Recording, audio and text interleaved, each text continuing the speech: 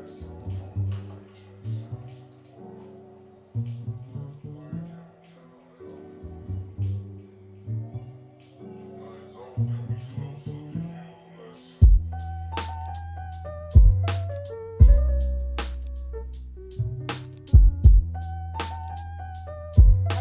and welcome to this week's edition of Healing Conversations with Coach V.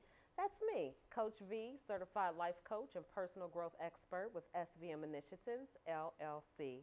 So before we get started, I just want to first give so much thanks and gratitude to those of you out there who watch us on Spectrum and who also have checked us out on YouTube at Coach V, the Healing Coach, because y'all have helped me get nominated for a Blue Chip Media Award. Yes, it's celebration time, so thank you so much for your support. Now that that's out the way, my guest that I have today is a near and dear friend, an entrepreneur, a mom, an island gal. She gonna do the real accent. I'm just messing it up. But she goes by the name, or her name is Rima Diaz, and she is the visionary behind She is Destined. So she's going to tell us today all about her movement, what birthed her movement, give y'all some encouraging tips, and probably let y'all know about some of the amazing events she has going on, not just in the city, but she done branched out, y'all. But I'm going to let her tell her amazing story. So let's welcome Miss Rima Diaz. Hi, Rima. Hey, thank you so much for having me on your show. Well, thank you for coming out in the rain. I appreciate it. It's rainy today in Cincinnati, so thank you for making it. Yes. You gonna correct my accent or nah? Maybe towards the end. Maybe towards the end. So let's keep our fingers crossed. Let's keep our fingers crossed. So, again, as I told the viewers on Spectrum and on YouTube, I've known you for a very long time. I've watched the growth and the birth and the vision and it come to fruition. So I just wanted to make sure that the people who may not know you because they're in the back chilling, that you had an opportunity to introduce them to who you are. But before we get into those meat and potatoes, can you just take a couple minutes to just introduce exactly who you are to the audience? Yes, absolutely. So my name is Rima Diaz. I am from St. Croix, U.S. Virgin Islands. I am a mother of 4, stepmother of 3. And you know, the rest is history. The rest is history, right. I am the visionary founder, CEO, entrepreneur, everything behind She is Destined, LLC. Okay.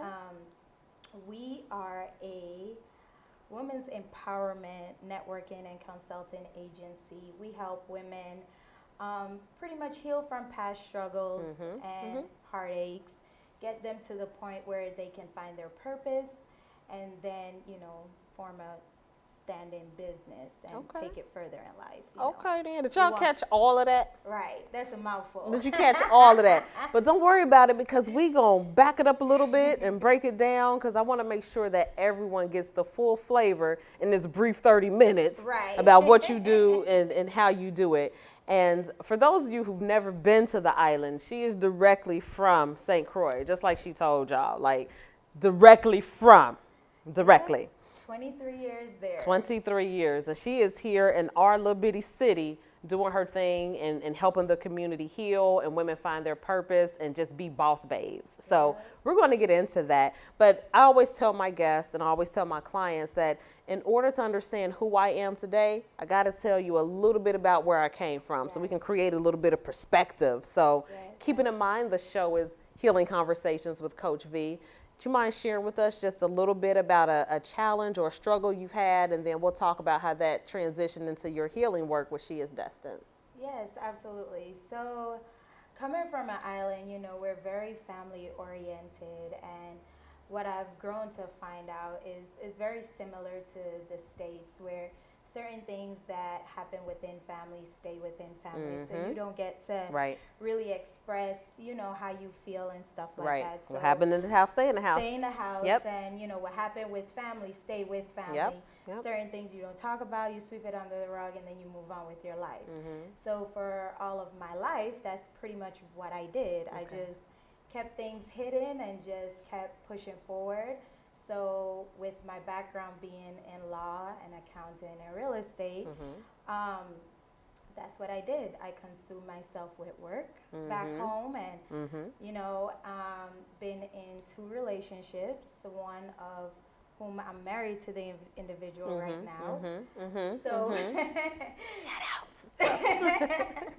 so that's pretty much was my life. Got a family, and it wasn't until I moved to Cincinnati, or to the States rather, where I realized that everything is the same. Okay. Everyone acts the same. It's just we're in different culture settings. Right. So I had this one friend that I adapted to very quickly when I came up here. We started sharing a lot of stories, and at that point I opened up to her about things that happened in my past and stuff like that I didn't even know how to wrestle with. I didn't even begin to understand what they were. Would you say that's because you packed them away? Pretty much. Okay. And she is also a licensed therapist. So I kind of saw her as, oh, you're my therapist, so you go hear everything. You it's can't officially say unofficial, it's but officially unofficial. I ain't paying you. We're friends. Right. So that's kind of how it was. And it wasn't until about 4 years ago, 4.5, almost 5 years ago now, where she sat me down and she was like, Rima, those stuff that is consuming you is going to take over you, and you can't let that happen anymore. So I started to wrestle with, how do I start sharing my story, and which part of my short story would I share? So she said, start from the beginning. Okay. So the part that really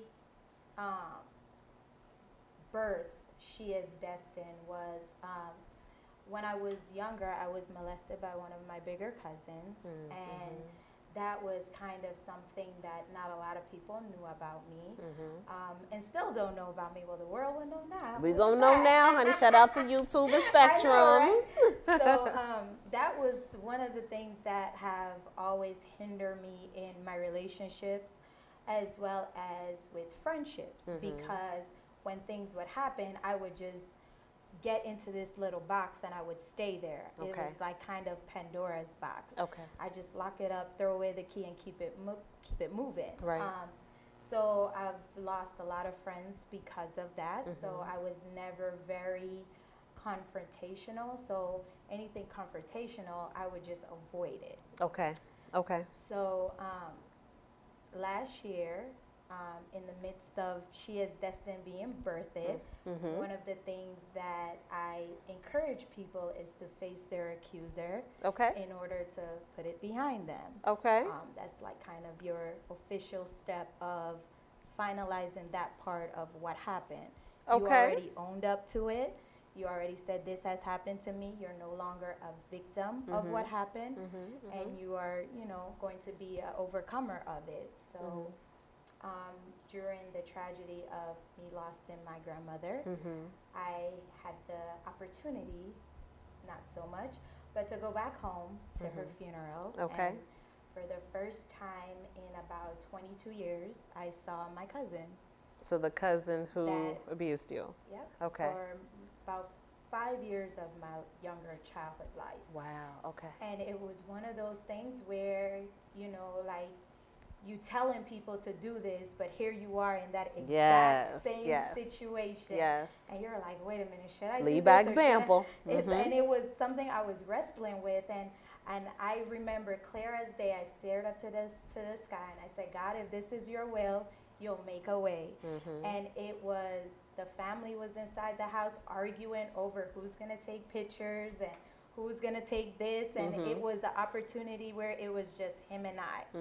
And I walked up to him and I said, what you did really destroyed me. Just flat out, no introductions, no introduction. Just get to it. It was like, you know what, if you're going to do this, you're going to just go full force. You ain't going to hold back, and you ain't going to run away crying. That was like the 3 things in my head. Stay on point, don't cry. Write those tips down. Stay on point and don't cry. Not to cry. But, and I'll never forget when he looked up at me, and his eyes just filled with tears. And I said, you just don't understand. Like, not only did you take away, like, my childhood, but you actually took away about 25 years of my life. Right. Because although that happened in my past, that's still things that hinder me in my future. Absolutely. Especially as you grow. Absolutely. And so, it was like freeing, because he was like, well, I'm sorry, I didn't know, I was young, I was this, I was that. And I told him, I said, I don't need an explanation. This is for me. I just needed to tell you. So you can simmer with God on that. But I did my part. I don't necessarily need an apology. I just want you to be aware of what you did. I want to dig into that a little bit, because I know that there's people who are watching who've either been through a situation similar to that or have not reconciled or resolved those feelings. So at the moment that you built up the courage and say, look, what you did, in that order, at the point that you got that off your chest, so to speak, I know you mentioned that it was freeing, but what in that space is going through your mind at that moment? At that moment, the first thing that was going through my mind is my grandmother's dead and she's going to be disappointed. Okay. Because of one of the people that did know, she knew. Ah, okay. So, and that also drew a wedge between our relationship when I was growing up. So I was like, at that moment, it was like, I can't believe you're doing this now. Like, why are you doing this? Like, just enjoy the family. Like, just forget this even happened. But it was something that, like you said, I had to lead by example. I'm telling people, this is what you need to do. And it just so happened that I hadn't seen my cousin in so long, but I knew he was going to be there for her funeral. And it even came to the point where, my mom was like, okay, so when do you want to fly in? Do you want to come Saturday or Sunday? I was like, I just don't want to come at all.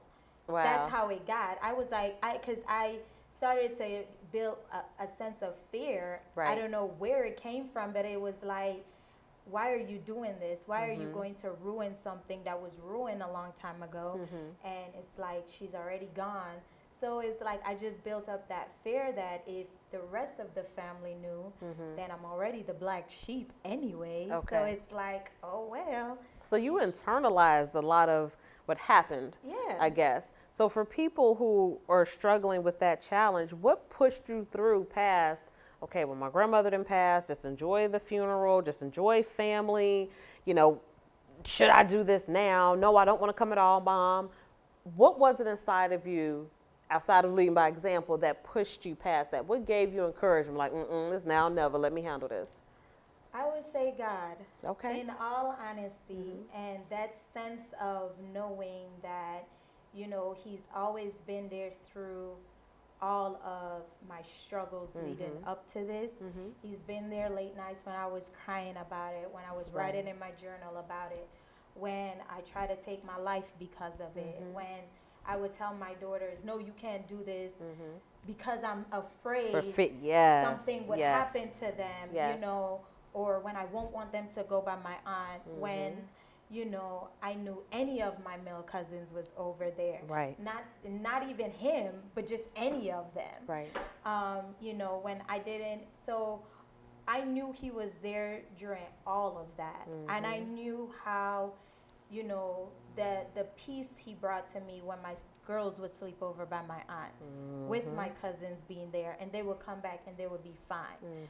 I knew, the peace that he gave me after I tried to commit suicide and what birthed it out of that. So out of that, me and my mom started to have amicable. You get us that island, that relationship where we can actually talk to each other without getting violent, without getting angry. And that's something I never had. It's something I've always asked God for, and I didn't realize that it wasn't until, I started my business and I started my journey of true healing. There we go. That, everything that I wrote and I asked him for, he was giving. Came to pass. But you got to do some work sometimes. You definitely got to do the work. And it's not easy. It's not easy at all. And then I realized, a lot of people that I had around me had to go. So that was another thing I was asking for, So it was all about peace, being peace at home, peace at work. And I slowly realized, the people that I thought were friends or people that had my back were slowly going away. And it was only because of him. So I was like, you know what? Why be afraid of something that I knew would bring me peace in the end? Because at the end of the day, God got me. And I think a lot of times we miss that point because we want healing, we want abundance, we want all these great things, but we think we can receive that without letting go of what's not for us. So I think the sooner that we understand that, if I'm full because I'm holding on to these things here, I have no room for something better to come into play. I have no room. Correct. So hopefully someone listening today will be encouraged in knowing that that relationship, that person, that job, that hobby, that vice that you're holding on to, have faith and release it. And I promise you something bigger and better and longer lasting will come into play. Most definitely. Yeah. Definitely. Because I tell a lot of people, holding on to baggage only adds baggage as the year goes on. Okay, then. I mean, Facts. you can't, when you go into the airport, you can't have all these baggages with you. They're going to start charging you. True. So use that as a token. You don't want this baggage because it's going to charge you in the end. It's going to cost you money at the end. Yes. So, I start my year off with a certain amount of baggage. And I promise you at the end of the year, I'm not paying that $25. I know that's right. I know they ain't getting the 25. They ain't getting it. They ain't getting even trying to pay the IRS extra money. I know that's right. So, I know that's right. Yeah. So that's kind of how I see it. If the airport costs you for extra baggage, why would you put that extra baggage on yourself? It's only costing you. Whether it's through and it's way more than $25. Yes, absolutely. Whether it's through relationships, through emotional damage, through health damage. Yes. It costs you. Yeah. So. Yeah. Okay, then you just glowing and preaching today, glowing and preaching. So at the point that you came back to the States, because you hear she called us the States, right? Yeah. So at the point that you came back from the States, because I really want to put this into perspective, you went to pay final respects to your grandmother. Yeah. So that was already a challenge in itself. Yeah. And then you went over there all big and bad and led by example and handled some other business that needed to be handled. Yeah. So when you came back to the States, outside of you feeling free, how empowering was that for you to know that I went home, I handled this business, I paid respects, it wasn't an ideal situation for me, but I took advantage of that opportunity. Boom, now what? It was empowering because I was able to, the step that I walked off of the airplane was a different step. It wasn't the same step I walked on that airplane to go back there. I understand that. I was skipping to a different beat. Okay. It was just completely not different. Skipping, you was not walking, you was skipping to a different beat. Let's be clear. Into my music. Okay, let's be clear. Let's be clear. It was just one of those feelings of not only empowering, but feeling powerful. Yes. Like I got my power back. Yes. So now nobody, that's done. So now you can't use that against me. Yes. Because I done dealt with that. So when you come back and you was like, but you was this, I was like, yep, and I dealt with it. Yes. I handled it. Yes. Now yes. what? What else you got on me? It was just that sense of power. So, when you walk in a different sense of power, people see it and they either A, get intimidated by it, B, say that you're a different person, or C, they understand the power that was taken from you and they appreciate, the steps that you walk in now. So, that was a whole different can of worms that got opened up because I had 3 people in different categories that, the enemy, he just keeps coming at you. So, but I got my power back. So that beat was different. I want to just piggyback off of that and say, and it's always funny when I do these interviews, because if I have a relationship with a guest outside of the interview space, because I know that you're aware of when I went through that transition, and once I reconciled with my past, good, bad, or indifferent, you can't say nothing to me. No. So that sense of power that you walk with your head held up, people who aren't in that space misunderstand that as being conceited or uppity. And it's like, no, boo-boo, I have inner peace. And those people who resurface, because you're going to get tested to make sure that you are who you say that you are. Jesus, so those people that resurface, well, you was this and I remember this and I knew you back when. True. But today, let's get on board with today. Yep.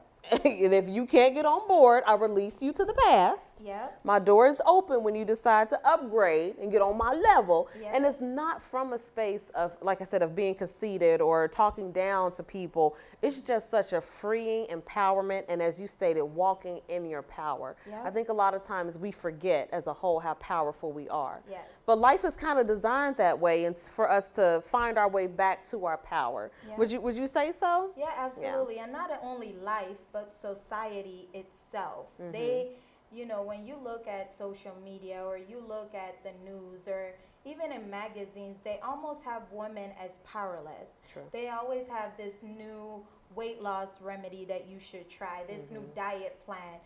There's always a different skinny person on a black magazine. True. True. It's never, the real image of what a woman in power really looks like. I feel like the last magazine that embodied that was Essence when they had Michelle Obama on there. Now that's power right there. Yes. In all her curves and everything. Yes. That was powerful. Shout out to the First Lady's arms. I know, right? I ain't got them, but I just referenced them I for know, y'all right? to see. So it is that, people from your past, they like to come back, or even people in your present, they like to keep you in bondage of your past because they're afraid of your power.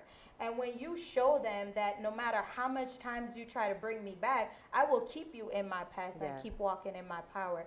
It's very, very, very different once you release your past. And on that note, tell us about She Is Destined, because I don't want to, we vibing and conversating. I don't want to miss that opportunity. So share with us about She Is Destined, the brand, the movement, and how, in essence, you help women do exactly what you've done and what you share with us today. So She Is Destined has two separate parts. We have a purpose enlightenment part and we have a business consultant part. So with the purpose enlightenment, what that is, I do monthly workshops entitled Abundantly You, where I have speakers that kind of doing what you're doing right now.